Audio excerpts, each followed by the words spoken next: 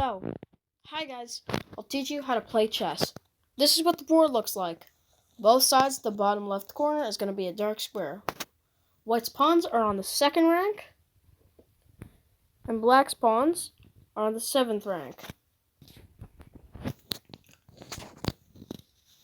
If you have a chessboard with numbers and letters on it and you're confused, the A1 is white's bottom left corner.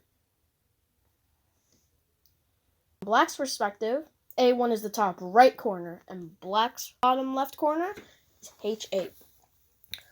White's king is on E1. So, you count. So, go to the A1 and count into the center. A, B, C, D, E. So that's 5. Black's king is on E8. So, for him, it looks like this. So you count it from your bottom left corner, H8. 1, 2, 3, 4. Now you can't see that, but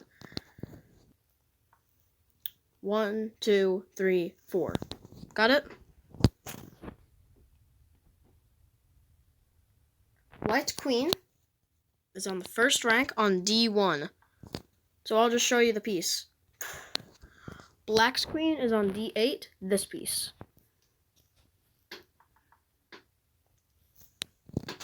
So count with the queen. 1, 2, 3, 4. Till you get to the queen. For black, count 1, 2, 3, 4, 5. Do you get it? White's rooks are in the 2 bottom corners. So A1 and H1. Black's rooks are on H8, which is their bottom left corner, and A8, which is their bottom right corner.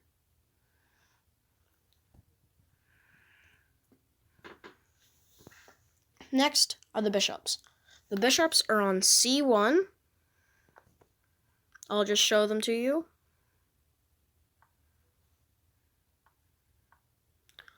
So bishops are these pieces. The one that I just put out. All of them look the same, but white's bishop is on C1, so go from A1 into the center. A, B, C. Now for the other one, go into the center from H8. 1, 2, 3. So those are your 2 bishops, F1 and C1. For black side, there's C8 and F8. So, you go from H8, 1, 2, 3 into the center, and there's your bishop. From A8, there's 1, 2, 3 until your C bishop. Next are the knights. White's knights are on G1 and B1. This piece.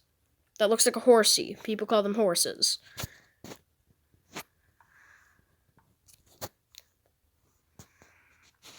This is the 4 knights game, but that's an opening. The 4 pieces that are in the center are all knights. They move in an L shape. They are on G8, which go from H8, 1, 2. Go from A1 for the B knight, 1, 2. And start from H8 for black, and that's your G8 knight. Go from the A8, and then 1, 2. That's your other knight. Next is how the pieces move.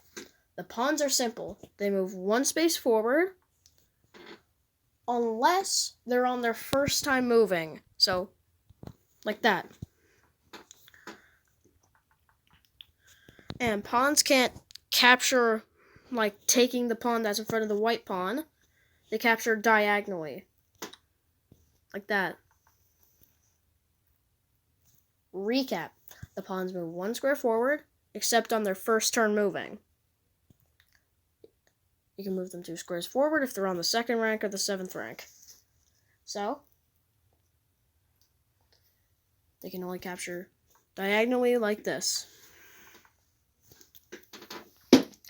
Now, if the pawns make it to the other side of the board, then they can become a queen, knight, rook, or bishop. Queen, knight, rook, bishop.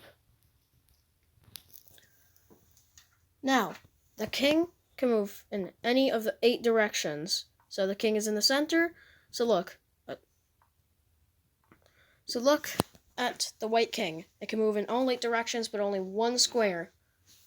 Alright, pawns are worth 1 point of material, but when they promote, they become however much material that you promote to. But the king moves 1 square in any direction, and the king isn't worth any points because of a reason I will say later. Now, the bishops. So, the bishops move diagonally.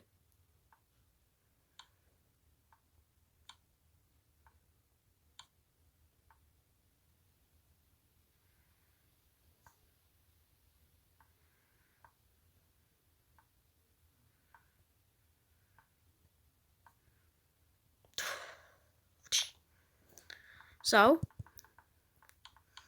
as you saw, the bishops move diagonally like this and this. Next, the bishops can't go over pieces, so this white bishop can't go to B1, which is behind this green pawn. So, you need to clear room for it so it can go there. So, like this. So, bishops are worth 3 points, same as knights. They move in an L shape like this. They go 2 squares straight, and then 1 square in another direction, which isn't the same direction that you went and not diagonally. But it can also be the other way around, where you move 1 square and then 2, like this. So be the other way around. This piece is the only one who can jump over pieces, and just recapping, knights are worth 3 points as well. So, what I mean by they can jump over pieces is this. Look at this knight here. Look, it just went through all pieces. That's what I mean. Now, the rooks. They move any amount of squares straight. They can't jump over pieces. Only the knight can do that. The rook is best for endgames like this.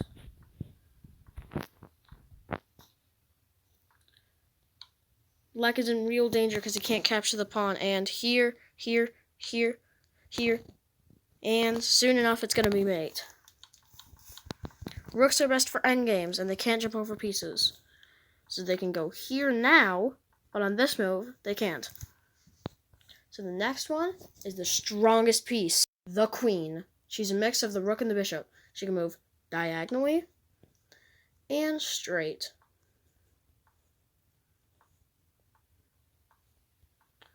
This is the easiest piece to checkmate with. So, can't go through pieces. She can't go through pieces. So the queen can't go to E1 because the king is in the way. She is the strongest piece, worth 9 points of material, more than the rook and the bishop combined. The goal of the game is to capture the opponent's king by checkmating them. A checkmate is when you attack their king, but the king can't go anywhere, and they can't block or capture the attacking piece. Like, for instance, Scholar's Mate. Most beginners fall for this checkmate. The weakest pawns on the chessboard when the game starts is the F7 and F2 pawns. They're only protected by the king, so if you target that pawn with your queen and your bishop, you take the pawn with your queen, and it's checkmate. But only 700,000 games have ended with it. There are hundreds of millions of people who play chess, or even billions, and most of them played at least 100 games. So don't try it on people over 500 ELO. ELO is their chess rating. Stockfish, the strongest bot, who knows all the best moves, is 3,600 ELO. The lowest ELO bot that I know of right now is Martin on chess.com at 250 ELO. He only allows forced checkmate. Same with all bots on chess.com, so he doesn't fall for Scholar's Mate. I'm going to show you what Scholar's Mate is now. Scholar's Mate is this.